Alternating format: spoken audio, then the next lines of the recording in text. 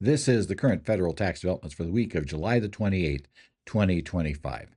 Current federal tax developments are brought to you by your State Society of CPAs, and we're talking this week about a number of developments. First, going to talk about the 2026 Affordable Care Act adjustments that are applicable to individuals, especially the premium tax credit numbers. Remind you about the changes that are occurring because of a change in law without congressional action to block it, and then where we're going based on the new numbers. We'll talk about a taxpayer that discovered that they had inadequate documentation for non-cash charitable contributions. And frankly, we've seen a couple of cases like this, and I suspect that a huge number of taxpayers don't really have adequate documentation when you look at what the court asked for in this case. We're going to talk about a taxpayer who got into a bit of a mess, not surprisingly, but related to communication with the IRS over the COVID period. That certainly seemed to be part of it. But she discovered that effectively she had not taken the right route to preserve her right to do refund claims. So we'll talk about that. We're going to talk about the another ACA updated information. The employer shared responsibility payments for next year for 2026. IRS released that as well. And finally, an IRS memorandum noting interim changes to the large business industry tax examinations. So we'll talk a bit about that. So let's talk about the ACA adjustments from the perspective of an individual. And in this particular case, we were talking about Revenue Procedure 2025-32. I should say 2025-25, not 32, that ended up coming from the Internal Revenue Bulletin 2025-32, IRB1, and this came out on July the 18th. Now, this revenue procedure provides the annual indexing adjustments for the premium tax credit under the Internal Revenue Code Section 36B and for the affordability of employer-sponsored health coverage. Now, what's important here to understand is this is the table we used to use, the original ACA table, and not the more generous one we have been using through this year. And that's going to make some big differences. So the key focus here is to keep up on what's changing. And remember, we're going back to this inflation-adjusted table again. So you're going to find that generally, individuals are going to be expected to pay a larger percentage of their income toward healthcare coverage, significantly larger than they've been told this year. And we return back to the cliff cutoff, where you cannot get any premium tax credit, if your total income is over 400% of the poverty level, the original ACA rules. Okay. Now, basically, the purpose and scope of this is the primary purpose is the annual percentage table release, right? This is the indexing adjustment to the Apple percentage table that's found in Code Section 36 Cap B, B3AI. And this is for taxable years beginning in calendar year 2026. This table has been overridden by the code with a more generous table for a few years now, but we're going back. In 26, the more generous table leaves and we go back to this table. This is going to be a key factor in computing what an individual's premium tax credit will be in 26. The required contribution percentage is, again, going back to the ACA. It's the amount that the retired contribution percentage for plan years beginning in calendar year 2026. And this is determining, did the individual have an offer of, affordable coverage that provided the minimum level requirement of coverage from their employer? Because again, if you have that offer on the table, you're not allowed to get premium tax credits. And this procedure is going to supplement the original Revenue Proc 2014-37, which had the original adjustment methodology. We'll have some supplements to that here. Okay, the basis for adjustments. They're based on the most recent projections of premium growth and income growth. This uses data, right, from the National Health Expenditures Account projections for 2024 to 2033 from the Centers for Medicare and Medicaid Services, CMS, the people that run Medicare and Medicaid. There is a fail-safe exception for the 2026 adjustments, the additional adjustment prescribed in Code Section 36B3A II little double I, Roman numeral 2, whatever you want to call it, is not required because the fail-safe exception described in 36 Cap B 3A double I 3, Roman numeral 3, Cap Roman numeral 3, that applies. We do have a new premium growth measure. Effective for calendar year 2026 and beyond, a new premium growth measure is going to be used.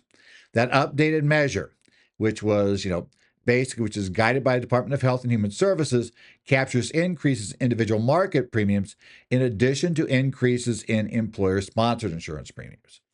So we have a change in methodology.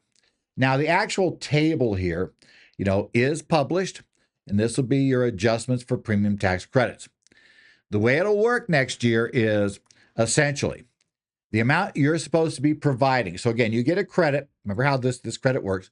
Your credit is equal to the difference between the premium that would be charged for the second lowest cost silver policy on the exchange you're eligible to participate in, compared to the maximum percentage of your household's income that you are required to devote to acquiring health care.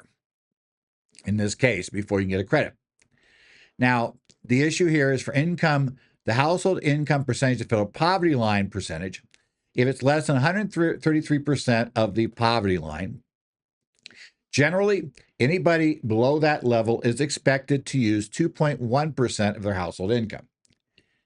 If they have at least 133%, but less than 150%, then we ratably go from immediately jump to 3.14%. There's immediate jump that takes place there. And then we go up gradually to 4.119% as we go to 150. Once we get to 150% of the federal poverty line for the household, up until we get to 200%, we start running from 4.19% up to 6.60%. If you have at least 200%, but less than 250% of the federal poverty line, we go from 6.6% to 8.44%. Now, under the law we had been operating under, nobody went above 8%. So, clearly all of these are going to be higher than they were before, but we no longer have the absolute block at 8%. If you have at least 250%, but less than 300% of the federal poverty level as your earnings, we're going to go there from 8.44%. We're going to, slowly move up to 9.96%. And that is the level that we stop at. But remember, that only works once you get to 300%. That's your number. But once you hit above 400% of the poverty level, you have no right to any credit. So again, we are back to the cliff. So if you remember the cliff from before, you have those situations where taxpayers come to you, they have gone off the cliff, and that's where you start looking to see, well, can we make a contribution to a, deductible IRA to bring them just below the cliff? So you start looking for things like that. We are back in cliff planning for this again. Okay. Now, affordability threshold, the required contribution percentage, essentially, that you test their employer plan against is 9.96%. So this percentage also is used by employers to determine the health care coverage they offer their full-time employer will be considered affordable under the employer's shared responsibility provision. And so that impacts whether the employees might qualify for premium tax credits, and their qualification also impacts the potential penalties an employer has if they're offering coverage, but it's not affordable for that employee. So we get into that whole issue. Now, the effective date of this is tax years beginning in calendar year 26. So the key actions at this point to be involved with is you want to advise your individual clients about two things. Number one, that this percentage will be way higher than it was last year. If they're below 400% of the federal poverty line, you got to say, even if the premiums didn't go up a cent, and we fully expect they will go up, they just go up. That's what happens. Even if they didn't go up a cent, though, you would see a significant increase in what you should pay. You could take a look at what they qualified for in 25, the percentage of income numbers that were used, and say, look, if this had applied in 25, you would have only gotten this much of a credit. So keep that in mind so they don't get a bunch of sticker shock when they go in to go set up their 26 policies. and discover that it's way more expensive than it was before. Okay. Also, in this case, remind them of the fact that if they go above 400%, we now just don't qualify for the credit. So there is that, and in a change that was in the One Big Beautiful Bill Act, effectively, there is no cap, no matter what your income level is. There is no cap on the maximum amount you could have to repay. So you might want to warn clients that, kind of in the past, they might have thought, well, I'll just, tell the exchange as little income as I think I might make on the low end, and even have to pay some back. I'll still end up with more effectively of a subsidy than I would have had if I had waited till the end of the year and computed it. Tell them they might want to be aware that that's not going to work as well as it used to. So you want to make sure they're aware they're likely to qualify for less credit, and make them aware that there is no limit on how much they could have to pay back. Again, for employers, they can design their health coverage to look at that threshold, can help avoid potential penalties under the shared responsibility payment if they are applicable to large employers. And also, you got to be aware that we've changed the premium growth measure. It now includes individual market premiums, and that will affect future adjustments. So be aware of that. Next up, we're going to go to a court case here. We're going to talk about the problem of what happens when your client comes in and says they took a bunch of stuff to, a thrift store, right? They donated it, and, the records they have are, they got pieces of paper that were just handed at the thrift store, and they scribbled a couple of things on there. Do we have that? Is that good enough or not? Well, this is the case of Besaw versus Commissioner. This is Tax Court Summary Opinion 2025-7, and the opinion was issued on July the 21st. Now, this court opinion, unfortunately, points out that the law requires meticulous record keeping to preserve your deduction. And that's true for most deductions, but it also includes non-cash. Most of us, most people are probably aware of, the fact that you've got to have, for any single contribution of more than $250, when I think about cash contributions, cash, credit card, checks, whatever, that they have to have that contemporaneous documentation with all kinds of information given to them by the charity. The catch is those rules apply to non-cash as well, in addition to a few extra. So strict adherence to the statutory and regulatory substantiation rules is crucial if you want to get the deduction, because the way the law is structured, we talk about the deduction allowances under 170. There's just a major documentation issue, and Congress was very nasty in passing this. And if you don't have the documentation, it's just not like, well, yeah, but you did it, so it's fine. No, law simply says you don't get it. Yeah, and Cohen does not save you here. This is another provision that overrides the Cohen decision. So it says if you don't have documentation, you simply don't get the deduction in this area. And that's true for almost everything in charitable contributions. So in this case, the taxpayer claimed a $6,760 deduction, I can get that out right, for non-cash charitable contributions on his 2019 tax return. Now, he put a Form 8283 on, right, more than 500, so he did attach that. But the form and its attachments lack the dates of donations made and the value of the donated items. He simply had that 6760 on Schedule A, but he left the 8283 mainly blank. My guess is this is the issue that got it before the IRS. But there are going to be other issues. During audit, he provided receipts from organizations that were dated and signed, but the section for identifying the goods donated and their values were left blank. Think about that. How many times have you seen those types of receipts? At best, and they usually they may not even date them probably or sign them. The charity won't. But, it'll just be handed out to you. If you're making the contribution, they just hand you this thing, and, you're supposed to put anything on it. Not really what the law says, but that's how they work it, right? So the first problem is that's what he got at time of donation. Well, they were blank. Now, he also provided reconstructed documents in 2022, obviously well after filing his 2019 return, where the court deemed insufficient. The problem with those documents that he put together when the IRS wrote him, it's not that he was lying. It's not that they weren't correct in values. The problem was he didn't have them until after the return had been filed. The contemporaneous record-keeping requirements for charitable donation acknowledgments require you to have that before the return is filed. And because they are acknowledgments, this is where the problem comes in, where you're the one sitting down putting this together and not the charity. Arguably, the acknowledgement needs to come from the party that received it. They're acknowledging it, they got it. And, this, at least theoretically, should be part of the acknowledgement. But in this case, we didn't even get that far because they didn't exist. Since it didn't exist in 2019, it can't count as your required records, right? The IRS disallowed the deduction due to the failure to meet the substantiation requirements, and specifically the absence of list of donated items and their fair market values. There was no contemporaneous acknowledgement of that.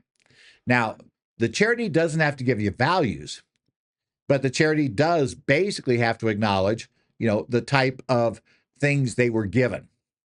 Okay, they don't have to value it. They're not required to do that, but they do have to acknowledge the types of things given. And obviously, that didn't happen here.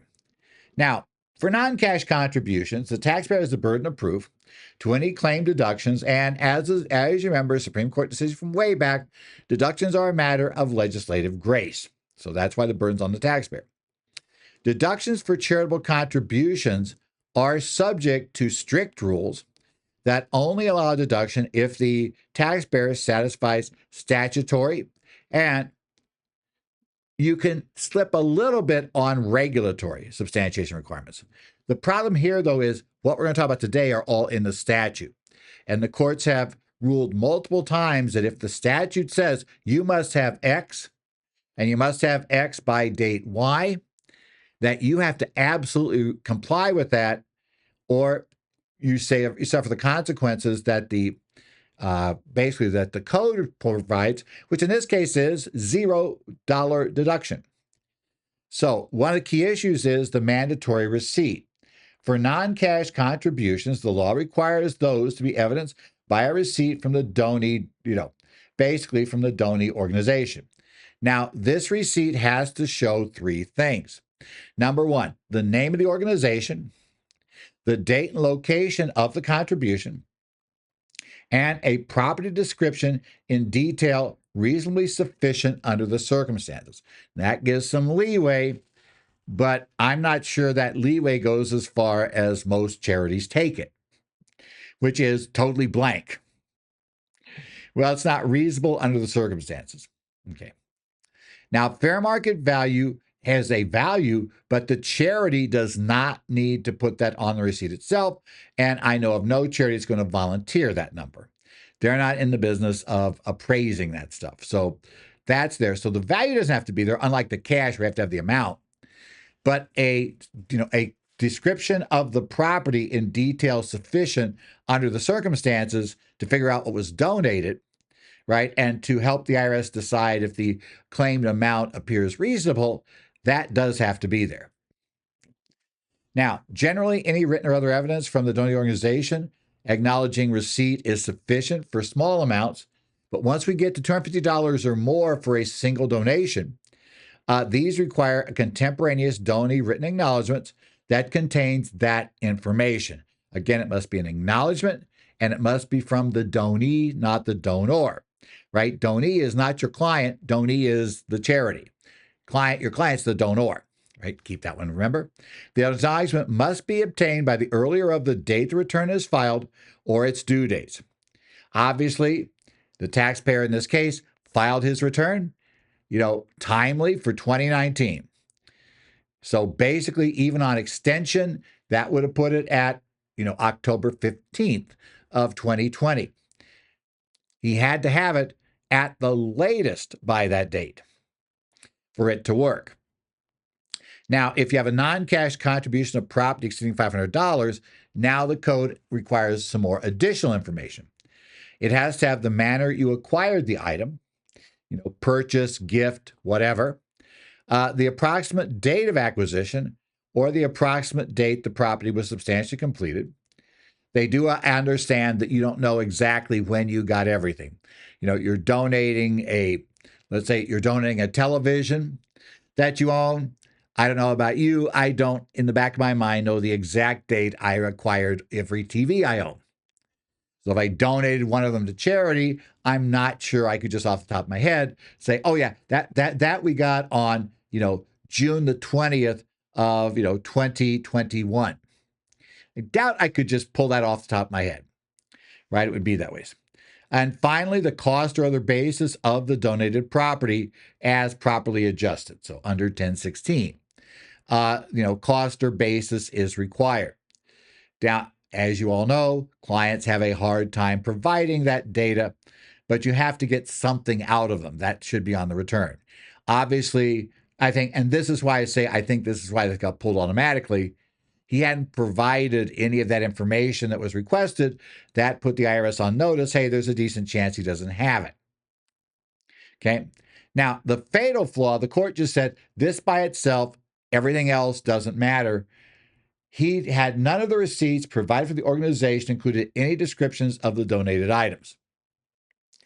Now, keep that in mind, because now it is true. His were blank, right? He hadn't written anything on them. It's not clear to me, if you look at the law, that having him write it on there is going to fill in for the charity doing it. I always do get a little concerned. I mean, I understand that no, it's not there. And you might argue if it's like a drop-off box, maybe it's not practical. But hey, if we're talking about, a bell ringer at a mall, over the holiday season, and, if you dump $300 cash in there, I know usually it's not that big, or you dump anything in there, because these days we need to have some sort of proof of everything. Yeah, I mean, it's not practical. They're not handing out receipts. But, what can you do? Or if you remember, it used to be a bigger thing. You'd see a lot of times, especially in restaurants, when you went up front, and you're paying off, that they had little places to drop your change in. Actually, the drive-throughs of a lot of McDonald's have that. So, when you pay, you get change. You can put your change into a little container up front, this little drawer up front that just kind of contains it for charitable contribution purposes. Yeah, they're not really going to hand you a receipt for that. Doesn't do it. So technically, for those, it works better at the restaurants that say, well, why don't we round it up and give it? Round it up, we're sending that to our charity. That's on their printed receipt. That's actually better. I hate to say, but it is the way it works there, because you do have to have something for below 250, right? So the court explicitly stated this failure, not having these things listed, was fatal to deduction, regardless of whether the other requirements for the contributions of $250 or more property valued over $500 were met. And his reconstructed documents prepared after filing and submitted years later were insufficient because they were not contemporaneous. The court did not find it would have been impractical to obtain proper receipts. So saying that that's going to work.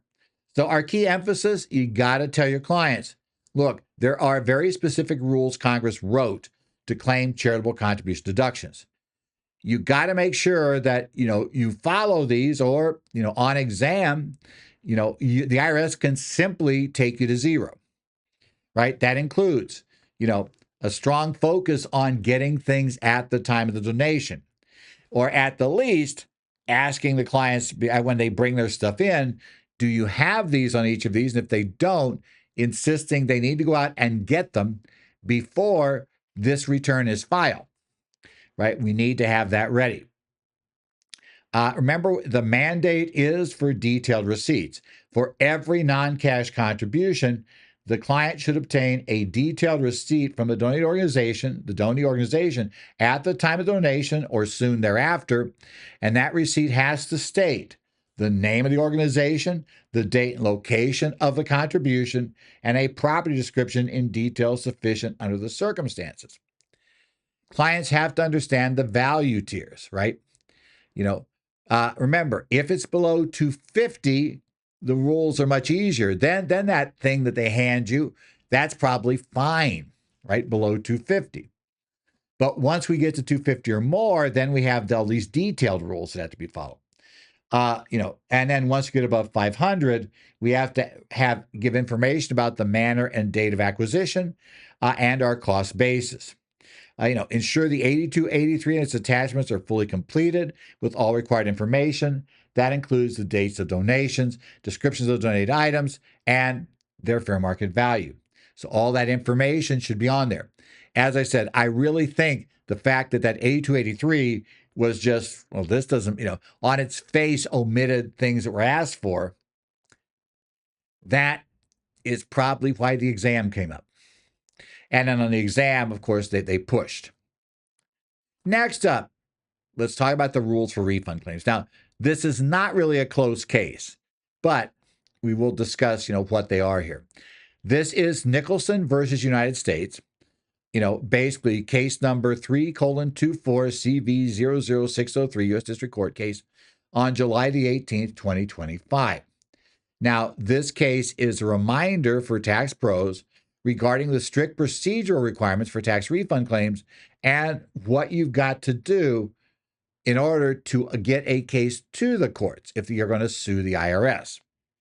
Now, in this case, the plaintiff, who is Carol Nicholson, she sought a refund for 2014, 2015, and 2016, alleging the IRS erroneously overstated her taxable income due to misattributed gun trust revenue. Okay. Now, the problem was her husband, deceased husband, apparently had a law firm, sole proprietorship. A person that worked for the firm had apparently set up these gun trusts. There was a EIN mess. Okay, it's all fouled up. Anyway, eventually the IRS, assessed taxes against them for these unpaid taxes, for not reporting this income. And apparently responses weren't done. Everything kept running along. So in any event, we're looking at 2014, 15, and 16. And the fact they're so far back in the history is going to be part of our problem. Now, she's trying to get money back for those 3 years because, what she's saying is, look, clearly I pay tax on income that wasn't mine. We can explain the foul up. We can explain the situation. By the way, here's hint number one. You want to make sure as best you can that when you have a situation where you've got income that's been reported under your ID number, but which is not yours, you got to raise that issue before we get the tax assessed. That'll really help you dramatically, right? And certainly before it's paid, because these are claims for refunds, so she's trying to get the money back. Now, her first mistake, and this is a big one, while she claims she filed Form 843 for all of the years to ask for money back, she had no record of the 2014 year claim being filed, and neither did the IRS, right? She said she did it, but there's no evidence that it was ever filed. So the court said, okay, number one rule for a refund claim in court is that you must have made a timely administrative request for the refund. And at that point, then the IRS gets a chance to rule on that at least 6 months before you can go to court. And by the way, once you've done that, you have stopped the clock from running, essentially. So we now don't worry about the clock for filing a claim. We will worry about a clock for challenging an IRS denial or partial denial.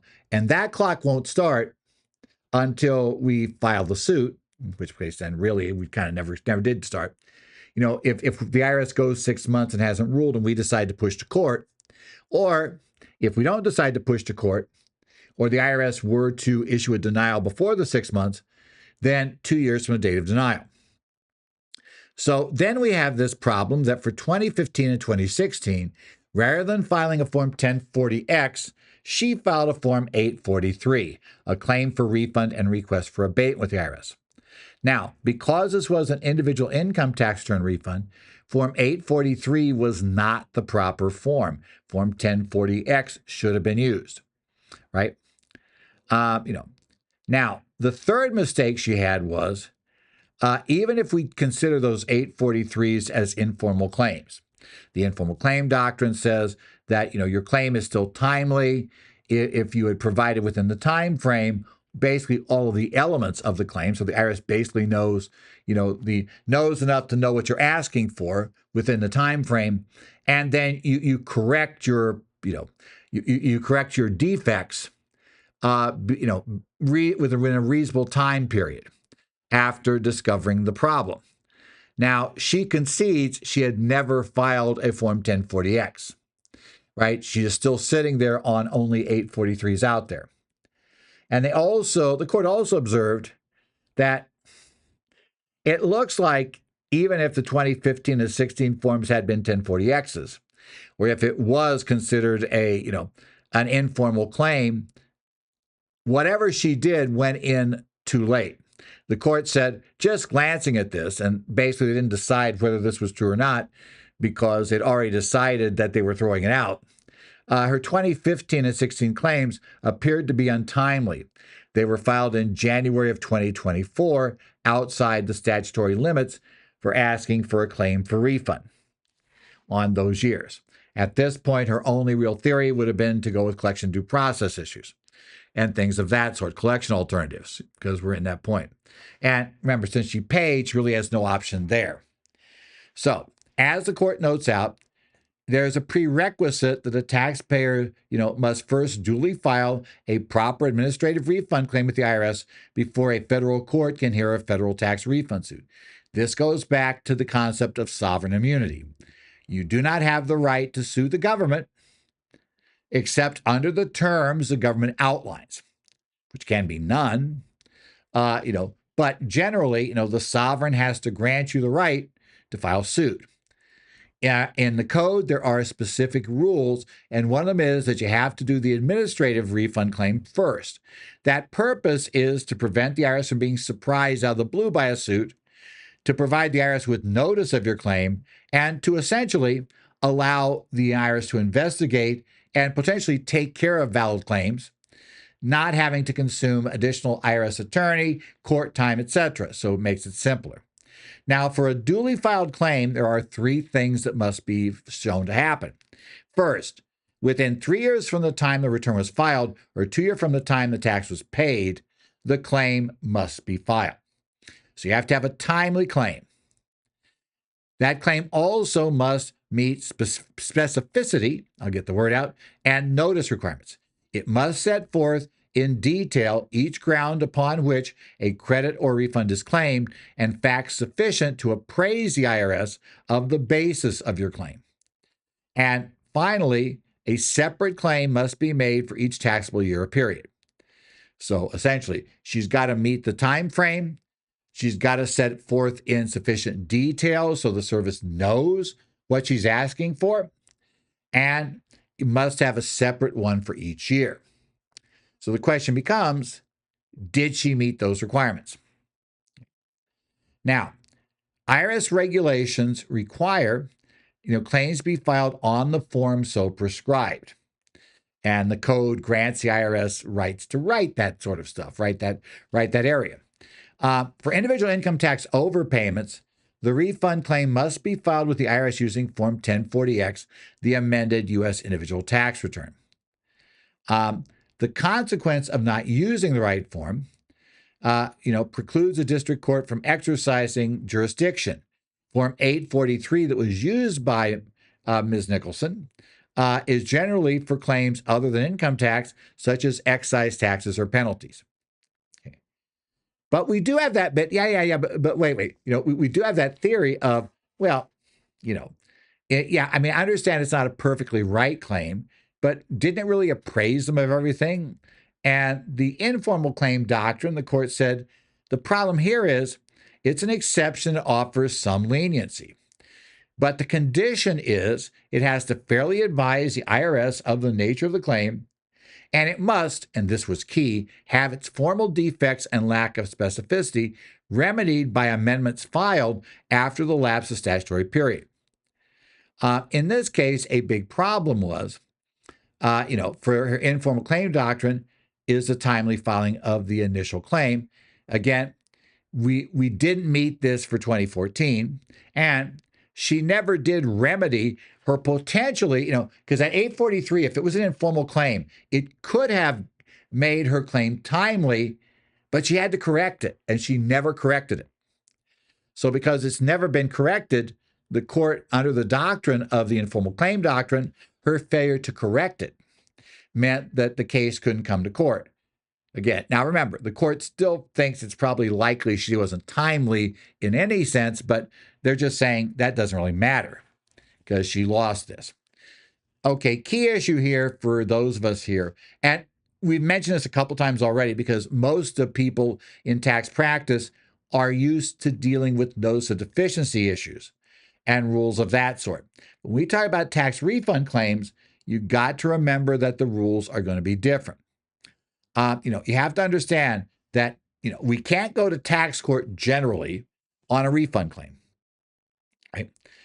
Because tax courts generally don't have jurisdiction over that, at least initially. There are definitely situations where refund claims can be handled by the tax court when they're related to something that they do have jurisdiction over. But normally we're going to have to work around the district courts. And the district courts and the court of claim, and the court of federal claims, they tend to be much stricter. They have tight procedural rules, and you've got to follow the regulations. If you don't, doesn't matter what your merits are for your claim. She may be totally right that they have paid tax on income they never should have paid tax on, that in fact the former employee has paid the tax on this. It just doesn't matter because she lost her right to go to court. The clock ran out. Double check you're using the correct form for a claim. Form 1040X is mandatory. If you file 843 in the wrong situation, then, you need to go back and get the 1040Xs filed, right? That is an error. And, while an 843 arguably might allow you to argue informal claim, it's always best to not have to go the informal claim argument route. We're going to try to do it right. Ensure timeliness, right? Pay very close attention. If you're preparing a refund claim for a taxpayer, make sure you understand when the clock will run out and make sure you get your claims in well before that date, right? Triple check your filing deadlines for those things, right? All claims must adhere to limitation periods and clearly detail the grounds and the facts. Make sure you file your administrative claim for all years. That's something that sometimes where you think there might be an issue. If you think there might be an issue in a year or the IRS might raise something, let's say like taxing something in this year, and let's say, a year, they're going to move it up a year or move it back a year, you got to make sure that you have left open the right to claim the refund from that other year. So you want to do that, right? And make sure the client understands that you have to exhaust all administrative remedies. File the forms. Yes, they're probably going to turn it down, but you still got to do it. And like I said, and you still have to then wait 6 months. Service could just give up and send you the check. But the court won't hear you until the 6-month period's over. And you got to wait till the 6-month period before you file in court, because we had a case we discussed a couple of years ago where by the time the court got to deciding the matter, they were past the 6 months, but it's irrelevant. They're looking at the initial filing of the court, the court complaint, and they had to throw that one out, even though the taxpayer could essentially go out then the same day and file a new one. Make sure you're there. Okay, another ACA thing that was released this week was information on 2026 employer shared responsibility payments, right? So this is RevProc 2025-26, issued on the 22nd of July. Now, this provides the latest indexing adjustments to the Affordable Care Act employer shared responsibility provisions under Internal Revenue Code 4980H. This will be for 2026. Again, remember, if you're an applicable large employer, an ALE, you are potentially going to get nailed if you either don't offer minimum essential coverage to your employees or to all full-time employees, or virtually all, or you offer it, but it's not affordable for a portion of your employees. So these are the penalty issues, right? Now, if you fail to offer, a minimum essential coverage. This penalty is triggered if you fail to offer minimum essential coverage for full-time employees and their dependents, MEC, minimum essential coverage, and at least one full-time employee receives a premium tax credit or cost-sharing reduction, right? So they qualify for a subsidy or the tax credit, right? The addressable payment, the amount you're supposed to pay, is 1/12 of the Apple payment amount. Originally, it was $2,000 subject to inflation. We're going to get the inflation adjusted versions now. And please remember, that was back in, 2011 when it started. So, yeah, it's been adjusted up quite a ways now. But it's multiplied by the total number of full-time employees minus 30. So, if you got 300 employees, you don't offer minimum essential coverage, right? And one of them, right? One employee goes out and they, get get basically a credit, even if it's only like $2. You're going to have to pay this fine for all of those employees. For you had 200, so you're going to take it on 170. Now, offering coverage for employees with qualifying for the premium tax credit or the cost sharing.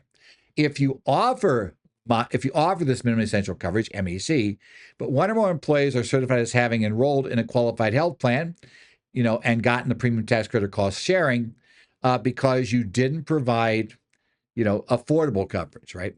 That payment is 1/12 of $3,000, but it's only multiplied by the number of full-time employees who qualify. So again, my example, you had 200 employees, full-time employees, one qualified, but you did make an offer minimum essential coverage. It wasn't affordable to that employee, and they got that $2 credit. You would owe the additional money on basically for that one employee. And in the past, that was $2,000.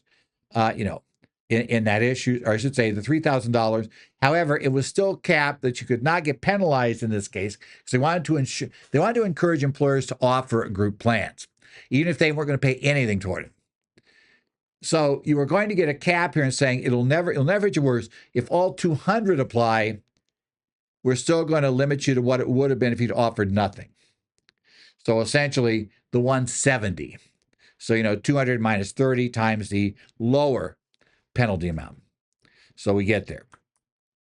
Now, key definitions: Apple large employer. An employer is an ALE if they employed an average of at least 50 full-time employees, including full-time equivalents, on their average business day during the preceding calendar year. Regulations tell you how to compute that, and things get messy, and we're not going through that here, right? A full-time employee for any given month is defined as an employee who is employed on average at least 30 hours of service per week during that month. And remember, we're penalized on full-time employees. We don't worry about full-time equivalents who go out to the exchange. But we qualify as being an ALE, we have to consider full-time equivalents. It's confusing, yes, but understand the difference, especially because people like to abbreviate both full-time employees and full-time equivalents as FTEs. And obviously, you're really, using that sort of abbreviation isn't helpful when they both abbreviate to the same thing, same letters, right? Okay. Now, employer size and assessable penalties for purpose of calculating the assessable payment under, essentially 4980HA or the overall limitation under 4980HB2. The number of individuals employed by the ALE as full-time employees during any month is reduced by 30, right? That's the issue, because we're not going to penalize you. We're going to give you a 30 reduction. So, there are situations where you can be an ALE. You have more than 50 employees when considering full-time equivalents, but you actually never have more than 30 true full-time employees, in which case then, while it applies to you, it doesn't really from a practical perspective. Okay. So let's talk about 2026. These are the numbers that are going to come up. So for the calendar year after 2024, right, they are increased by the premium adjustment percentage defined in 1302C4 of the Patient Protection Affordable Care Act. The increases not a multiple of 10 are rounded to the next lowest multiple of 10. For 2026, the determination has been made that the percentage that's going to be used is 1.6726771319. Okay. If you do the math and take that times your 2,000 and your 3,000, the $2,000 number, which was the penalty that you multiplied by, the total number of employees, full-time employees minus 30, that is going to be $3,430 next year. And if we are talking about the fact that you're offering coverage, but it's not affordable, the amount you multiply by each employee, and so, which can get you a potentially lower penalty, because we'll compare it against what it would have been had you just not offered at all, that $3,000 will rise to $5,010. So those are your numbers for next year. Again, it means it's going to be more costly to not comply. So understand that, kind of something but it's there. And remember, this is something you're billed for, right? Keep that in mind. You want to track your full-time employee counts. You want to ensure that your offered healthcare coverage meets both minimum essential coverage and affordability standards. File your forms on time. And you as an advisor, you might want to regularly review the client's compliance in light of these adjusted figures to avoid penalties. And talk with the client. Would it be better for you and lower your risks to offer coverage to everybody, even though you may not pay for any of it? The offer of coverage tends to reduce, because a lot of people that don't have affordable coverage with an employer, they may very well decide to skip coverage entirely. They won't get a credit unless they buy coverage. So yeah, keep that in mind. Effective date is for plan years beginning after December 31st of 25. That's when these numbers apply. Remember, any payment under Section 4980H is paid upon notice and demand by the IRS, and is assessed and collected in the same manner as an assessable penalty. Any of these penalties are non-deductible, and you will be allowed now, under changes made last year in the law, at least 90 days to respond to a proposed assessment letter for this, ESRP, before they'll take any further action. So you do have, used to be 30 days, it's now 60 days. Finally, let's discuss some changes to the IRS large business and industry tax examination provisions. There's a memorandum that came out, right? The idea of this, per the memorandum, is to streamline and enhance dispute resolution. This is LB&I memorandum, LB&I-04-075-008. Its effective date per the memo will be August 1st of 2025. It was actually published, made public, where, we can read it on July 25th. It was released in general to the service in general, I believe, on July 1st. Okay. This division has announced significant modifications to the examination processes of exams under LB&I control, right? They claim to foster more efficient and effective communication, enhance taxpayer service, and promote collaborative issue resolution, all of which, of course, sound great. What does it mean?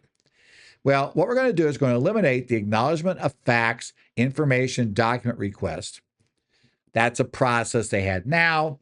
They're going to essentially pull that back due to complaints, as we'll discover from people that actually slowed things up. It didn't help matters. They're going to update the fast track settlement pilot program to modify that to try to make it used more often. And they're going to clarify accelerated income resolution for the large corporate compliance cases. Okay. So let's talk about the acknowledgement of facts IDR. This full acknowledgement of this process is scheduled for 2026. And a transition period, though, will be in place until the end of this year. During this time, from August 1st until December 31st, 2025, all in progress and newly initiated cases will essentially continue to offer the acknowledgement of facts process as an option. Previously, that process was always had to go through that process, right? They said they're eliminating it because they found that when they just did it automatically every time, it added time to examination with little corresponding value, as taxpayers often just decline to engage due to difficulty in evaluating facts apart from legal application. Remember, because there's a different setup there, right? So we're going to kind of go with acknowledgments of facts. The idea behind it was to tie down and get everybody to agree to the facts right away, of the case, and then only deal with the legal issues in dispute. But it's difficult, in a lot of cases, it's not that easy to take a look at the dispute and separate out what are the factual parts of this issue and what are the law parts. So because of that, since they were reluctant to do it, they turned out there was no agreement in the process, but they stayed. But the exam got delayed while they were waiting for this. So through the end of this year, you'll simply be asked, do you want that process to be started? Now, despite the elimination, the core value of collaborative examinations remains unchanged period the service. And teams are still mandated to maintain open and transparent communication, conduct issue discussions, share proposed terminations, and solicit feedback before issuing a final notice of proposed adjustment. Okay. So we're just going to get rid of that attempt the IRS had to get an agreement on the facts right up front and go straight then to just, we're going to talk about law issues only. So we have that. You can still use that process on an exam, exams that are in progress or newly initiated through the end of the year. But after that, this program won't be used anymore. They are going to refine the fast track settlement program process. And they're trying to encourage early resolution, encourage use of this. And, they are trying now, they've been trying to get this used for a while. There's lots of reasons why people don't use it. But they're now strongly encouraging use of fast track settlement to resolve issues. Now, one of the key issues involved is the IRS could decide not to go into the system. Exam could. So they are now going to have stricter protocols for the IRS to deny an fast track settlement request from the taxpayer. What tends to happen is, taxpayers, the IRS belief was taxpayers only requested because they thought it would, give them an advantage and, adversarial process. So the service decides, we don't really want to do that. And they, while they had to go certain methods to deny it, they're going to make it tougher now, is what the national office is saying, right? So any proposed denials now require concurrence from higher level executives, including senior directors and potentially the LB&I deputy commissioner. The decision to accept or deny a request for fast track settlement is emphasized as a business decision, not a legal one. Right? We're not looking at whether there could be a legal advantage to the service of, just letting this thing, about not going into the process. That's not supposed to be part of the determination, right? We talk about the ideal cases where all issues are raised, the examination is nearly complete, the claims are timely and examined, so all that's done. The issues are fully developed, right? And the taxpayer stated their position in writing, and unagreed issues are limited. The idea is to go through this fast track process to hopefully encourage a quick settlement. Taxpayers' consent to use FTS indicates their willingness to compromise or reach a mutual consent on the issue. Basically, we're not just saying just give in, is really what they're saying. That's not the appropriate use of FTS, right? Now, there are some exclusions that are automatic. Certain issues generally excluded from FTS. That includes if it's on the docket for the courts, if it's going to challenge the constitutionality of tax laws, if it's going to where the taxpayer has expressed unwillingness to compromise. Basically, if you're saying, no, I want to go fast track, but the only solution I'm going to agree to is if you just simply give in entirely, that's like, no, just go to court. We're done there. Any issues designated for litigation or under consideration for such designation generally will not be accepted in fast track settlement. Issues involving competent authority assistance or simultaneous appeals and competent authority procedures involving mainly foreign issues, and whipsaw transactions, where, in essence, there are two different tax cases kind of running, and essentially things rely on each other. Like if you still have taxable alimony issues, is it or isn't an alimony? That's a whipsaw situation. We wouldn't want a fast track, in essence, and that's really for individuals, not corporate, but we wouldn't want a fast track settlement, where the IRS could get dinged on one side where they agree it's not alimony, right? So the party receiving it doesn't pay tax, but then the other side to get whipped with, oh, no, it is, so we're going to give a deduction. So whipsaw cases aren't allowed to go there. Appeals retains settlement authority in FTS cases. It exercises it through a special master's closing agreement or a waiver form 870 AD. Appeals will perform an independent evaluation of the hazard of litigation. So they are basically the final authority. If FTS is unsuccessful, the taxpayer still has the option to pursue resolution through traditional appeals. And in that case, a different appeals officer will be assigned to assure impartiality. So it's up to you. I mean, one theory is, well, we're going to get a new appeals officer, so it gives us 2 chances. The other idea is, well, the second one's going to know you went through fast track, so you've already not agreed to appeals once. So, are you really getting a true second chance at appeals, would be the argument. If in essence, wouldn't they figure, well, it's obvious it's not going to work, so why are we here? Okay, anyway, this accelerated issue resolution for large corporate compliance cases. Memorandum explicitly clarifies that AIR, accelerated issue resolution, it remains an appropriate work stream for large corporate compliance cases as successor legacy coordinated examination programs, the CEPs. AIR is, per this memo, an effective approach for resolving issues where teams have thoroughly evaluated a tax position for one or more tax periods, while allowing that resolution to be applied, to similar positions on other filed returns with a taxpayer agreement. This approach reduces both the taxpayer's burdens in the IRS and expedites tax certainty. Right? Key considerations for an AIR. AIR does not grant settlement authorities to managers. Right? Settlement authority is compromise authority. You always got to kind of be careful there. Remember, exam is not supposed to compromise. They are supposed to, while I say that, I mean, they have to come up with a legally justifiable result that could reasonably be the result if the case went to court. If this is a situation where either you owe $100,000 or you owe nothing, while appeals could agree to settle it for 50, the court's either going to say $100,000 or nothing. So that's really the only 2 options you'd have, inside of exam. Now, while I say that, there are definitely creative ways to determine an acceptable settlement. And so I'm going to say they don't legally, basically compromise. I will say that they, as a practical matter, will come up with a solution that would get you to paying $50,000. We'll just phrase it that way, assuming there's a way to get there. Counsel assistance is mandatory when using AIR, right? Okay, so you got to have counsel's office involved.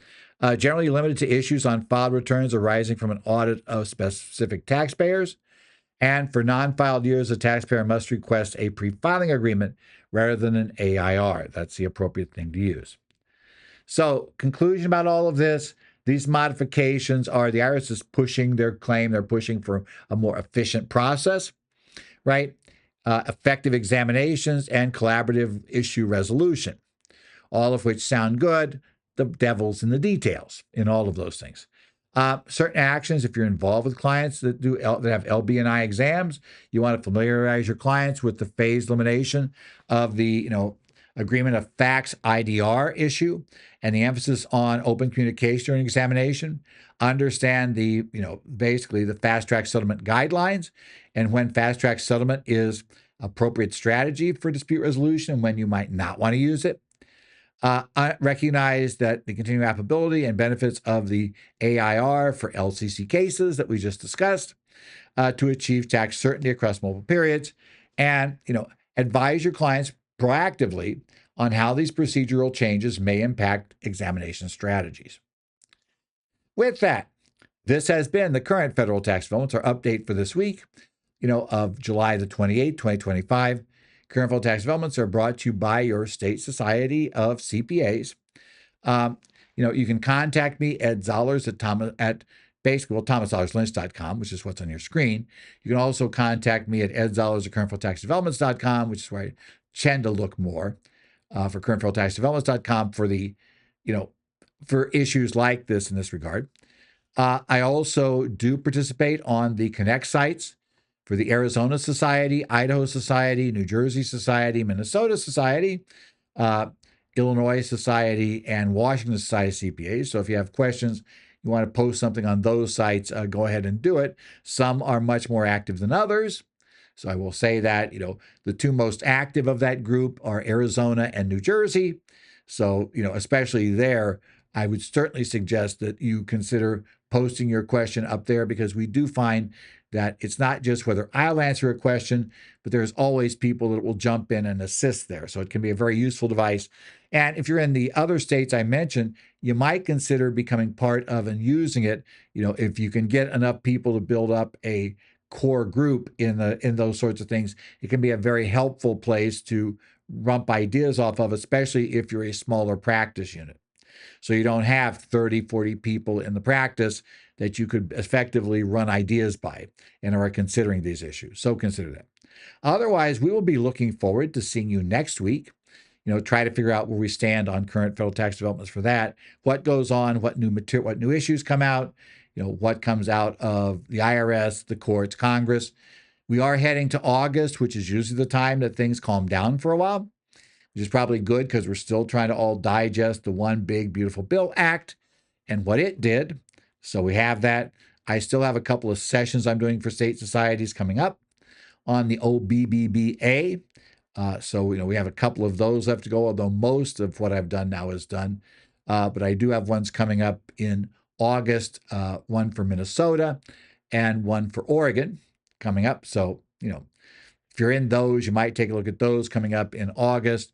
At that point, one little advantage we'll have by going then is that there is some chance we'll get at least some guidance from the IRS on some of these areas. So we'll just have to see how things are going. Otherwise, as I said, we will see you next week, where we take a look at what's going on now in the area of current federal tax developments.